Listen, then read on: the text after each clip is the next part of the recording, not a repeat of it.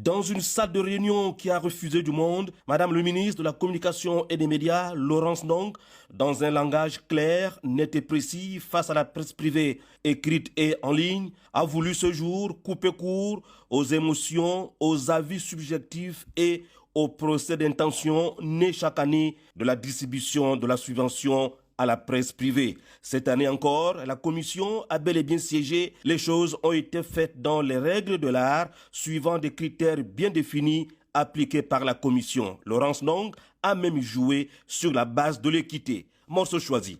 Est-ce que vous préférez qu'on fasse à part égale? Ça veut dire qu'on a 400 millions, on a 179 dossiers, on divise par 79, chacun prend la même chose. Ah. Les charges ne sont pas excusez-moi. Non, je n'ai pas fini. Donc, ça veut donc dire qu'on est obligé de continuer de manière équitable. Nous sommes obligés de continuer à fonctionner sur l'équité. L'équité, c'est quoi?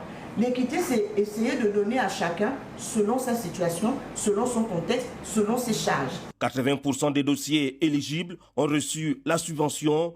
Et de cette réunion du mardi 22 avril 2025 a jailli la lumière.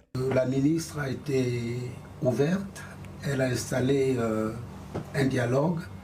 Et donc au cours de nos échanges, on a pu comprendre certains freins qui ont causé les problèmes dont on parlait. Je pense que le patriotisme, l'amour de notre pays a fait qu'on décide qu'on aille ensemble avec la ministre. La patronne de la communication et des médias a réussi ici à aplanir des incompréhensions tout en rappelant fort à propos le processus se basant sur les faits sacrés en journalisme.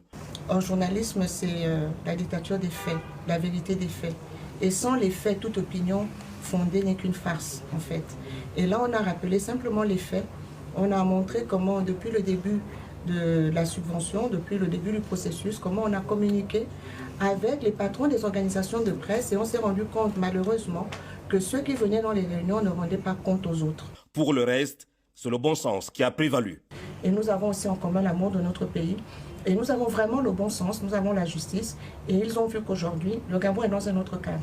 Il n'y a pas que la subvention, il y a d'autres réformes qui sont en cours et nous les leur avons partagées pour leur montrer qu'en réalité ce ministère est là pour eux, ce ministère travaille pour leur bien et il ne travaillera jamais contre eux. C'est dire, après que le calumet de la paix ait été fumé, qu'au ministère de la Communication et des Médias,